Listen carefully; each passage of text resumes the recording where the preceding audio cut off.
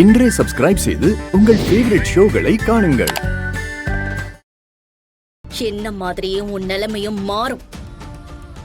உன் பொண்ணு, உன் பொண்டாட்டி, உன் குடும்பம்னு எல்லாருமே உன்னை விட்டு போய் நீ தானே ஆளா நிக்கணும்.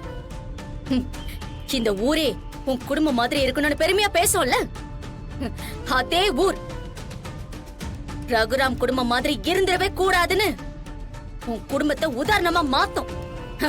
நான் மாத்த வைப்பேன்.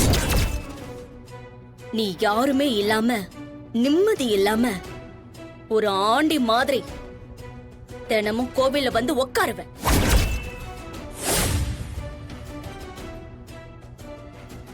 எத்தனை நாள் நான் என் வாழ்க்கையை நினைச்சு இந்த கோவில்ல வந்து உட்கார்ந்திருக்கேன்னு தெரியுமா?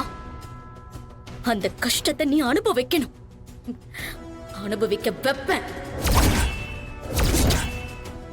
நீ நினைக்கிறது எதுவுமே நான் உயிரோட இருக்கிற வரைக்கும் நடக்காது புவனேஸ்வர். கார்த்திக் செத்துட்டான்னு ஒரு நாடகம் ஆடி என்னையும் என் மனைவியையும் பிரிக்க பார்த்த. அப்பவே உன்னை சும்மா விட்டுருக்க கூடாது. எனக்கு வந்த கோவத்துக்கு மொத்த குடும்பத்தையும் கொன்னு புதைச்சிருப்பேன். என் குடும்பத்து மேல இன்னொரு தப்பான பழி வந்துடக்கூடாதுன்னு தான் நான் பொறுத்துக்கிட்டு இருக்கேன். இப்பவும் உன் திமிர் உன்னை விட்டு போகலல்ல? உன் குடும்பம் நிம்மதியா இருக்காது. இங்க பார் புவனேஸ்வரி, என் குடும்பத்தை பத்தி எனக்கு நல்லா தெரியும். நீ உன் வேலையை பாரு. இன்னொரு முறை இந்த மாதிரி வந்து பேசுன,